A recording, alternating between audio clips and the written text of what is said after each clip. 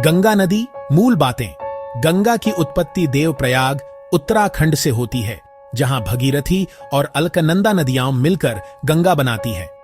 गंगा की कुल लंबाई लगभग 2725 किमी है। इसका जलग्रहण क्षेत्र, ड्रेनेज बेसिन, भारत के बहुत से राज्य और नेपाल के कुछ हिस्सों में फैला है। गंगा की प्रमुख सहायक नदियां, ट्रिब्यूटरीज, गंगा को बाएं किनारे, लेफ्ट बैंक, और दाएं किनारे, राइट बैंक, से बहुत सी नदियां मिलती हैं।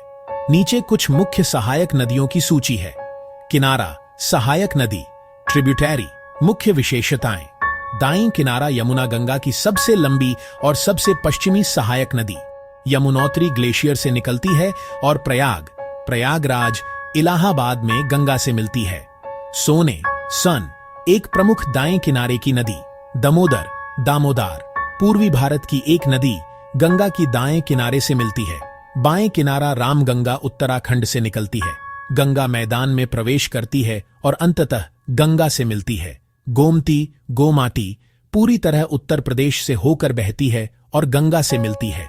घाघरा, हिमालय से निकलती है, नेपाल से भी गुजरती है और गंगा से मिलती है।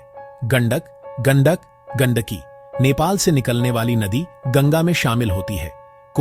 कोसी, हिमालय से निकलती है, अक्सर बाढ़ की समस्या होती है। महानंदा, गंगा की एक बाईं सहायक नदी है। अन्य सहायक नदियां और विशेष बातें: भगीरथी और अलकनंदा, ये दोनों मिलकर गंगा बनाती हैं। कुछ सहायक नदियां दशाकाल, सीजनल या अपेक्षाकृत छोटी होती हैं, लेकिन गंगा बेसिन के लिए महत्वपूर्ण जल आपूर्ति और पारिस्थितिक तंत्र, इकोलॉजिकल सिस्टम, के लिए जरूरी हैं।